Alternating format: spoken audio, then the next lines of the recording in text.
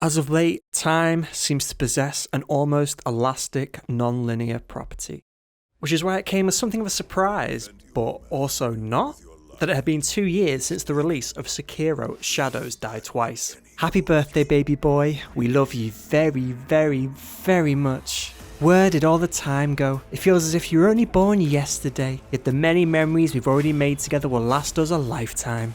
Sekiro Shadows So Nice We Let Them Die Twice is the latest dalliance in my long-standing love affair with From Software's Soulsborne series of games. An enduring fling that was initiated some years prior when I bought Demon Souls for cheap on a whim, because I'd heard it was hard, like really hard, like rock flipping solid, and it seemed like a more than adequate distraction from the crushing banality of my existence. Sekiro Shadows Die as many times as it takes for me to beat the second phase of Guardian Ape takes the parry mechanics and increased speed introduced in its spiritual predecessor Bloodborne to its natural conclusion. Dispensing with the plodding, methodical approach of its siblings, Sekiro forces you to rely upon a proactive and aggressive approach to combat, raining down a relentless hail of blows while expertly deflecting any and all attempts at retaliation.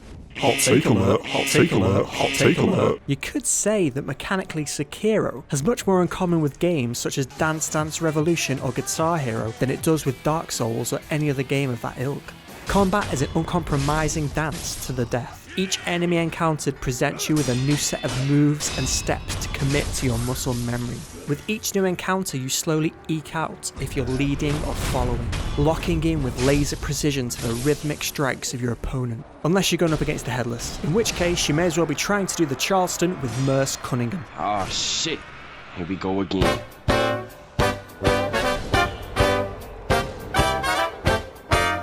There's a deep sense of accomplishment and satisfaction that comes from really nailing a new dance routine in Sekiro Shadows Die Twice. A feeling of triumph I was reminded of upon finally defeating your adoptive father and big braid boy, the great shinobi Owl. After a series of increasingly humiliating beatings at his weirdly oversized hands, it felt so good to finally strike him down and ask, Who is your daddy? Of course, if you get sick of all the two-step shenanigans, and who doesn't once in a while, there's always room for more than a little bit of Stunlockshire cheese. It was From Software's newfound appreciation of all things righteously rhythmic that led me deep down this rabbit hole of musical discovery. And despite having no idea as to my final destination, I was sure that it would lead me somewhere both wonderful and strange.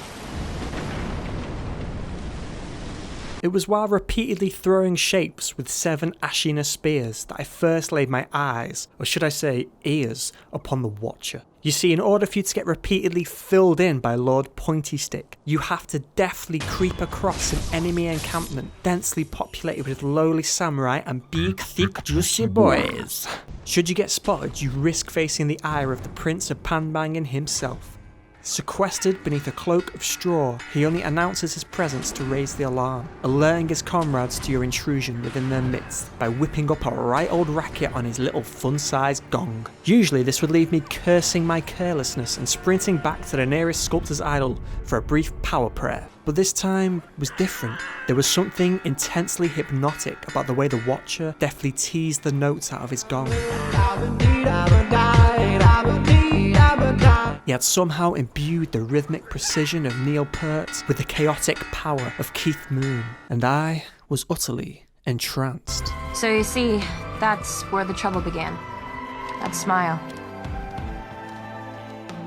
That damn smile.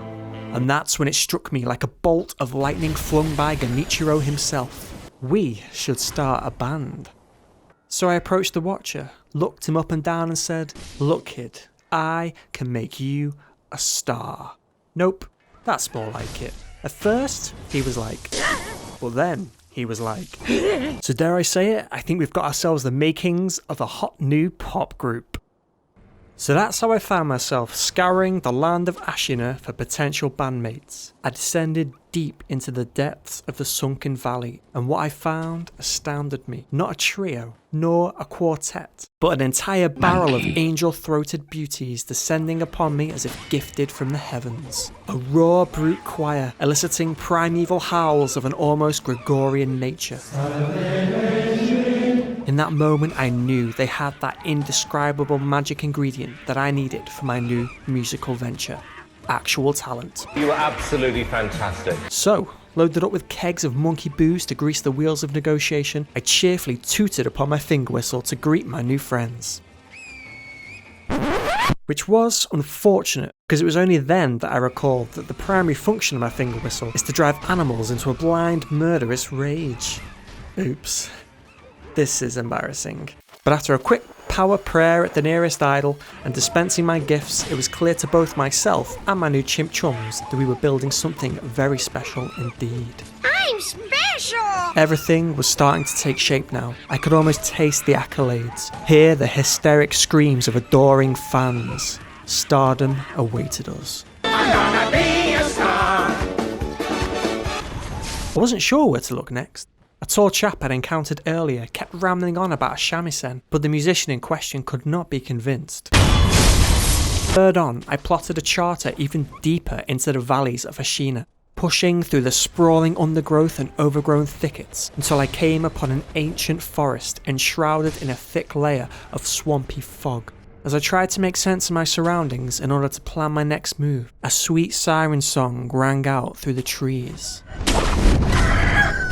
Well, I say siren song, it was more like the death rattle of a deranged trumpet, but I sensed within it a raw and unrefined talent, a lump of coal that I could subject to immense pressure, shaping it to my daring artistic vision.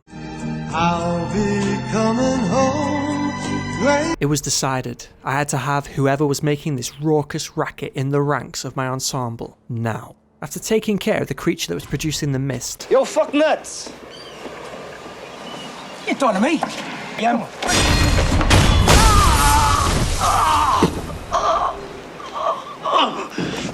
My balls! I returned to where I'd initially heard those alluring caterwauls, only to be confronted with a monstrously oversized chicken. I chuckled to myself at the sight of such a pitiful creature. Yet just as I was about to turn away, its beak parted, and from its mouth rose something so utterly mesmerising, so boundless and beguiling that tears welled up in my eyes. I rushed over, attempting to heartily embrace the creature, but in the process ruffled more than a few feathers and can confirm that indeed, yes, the chickens do have large talons. After clearing up our little misunderstanding and introducing what turned out to be a game foul to the rest of the band, I still had to make one thing abundantly clear to the group. If you deliberately sabotage my band, I will gut you like a pig. This was my show, and it was almost on the road. All we needed now was a frontman, someone with a commanding stage presence and a booming, authoritative baritone. No, Brian, not you. Get back in your enclosure. Someone with a raw, carnal magnetism. Men should want to be him and also be with him. Someone who wields a huge spear and rides a horse and likes to bellow his name at the top of his lungs while riding said horse. But where would I find such a person? My name is Kyobu Masataka Oniwa! Oh my. It was love at first battle cry. I can already see him up there basking in the crowd's adulation, mopping the sweat from his brow with a handkerchief like a more svelte meatloaf, reaching out to brush fingertips with his adoring fans like a less shit Morrissey. He will be everything you could want from a frontman, and more. After cajoling him down from his horse and reassuring him that I had no intention of going anywhere near his precious castle gates, I had to level with him about one thing. Gyobu Masataka Oniwa doesn't exactly roll off the tongue. You are going to need a new stage name. Something short and snappy. Something that'll look good emblazoned in lights. I'm thinking Fabio. I can't believe it's not bothering. Thoughts? We can workshop it. Once we thrashed out some of the minor details, contracts, royalties, rider requirements, and other such trifles, You're just sitting there being a complete dick. it became abundantly clear that we were on the cusp of creating something of unforgettable beauty. One potential problem did arise though. Gyobu divulged to me that he had a crippling addiction to huffing helium, an unusual method he devised to manage his performance anxiety. It's like a hurricane of feelings and emotions. While some might have seen this as a warning sign, especially when attempting to assemble the next smash hit boy band, I reassured him that I had an excellent hypnotist on retainer, one who had in fact cured Michael Keaton of his fear of Beatles and Juice before his starring role in 1989's Batman. Don't go! Fuck yourself! And thus, the band was assembled, the stage set. All we needed now was to book a gig and initiate an aggressive social media marketing campaign to fill out the venue. What could go wrong? The following footage is all that survived of the band's first and final performance. It may contain scenes that some find disturbing. Viewer discretion is advised.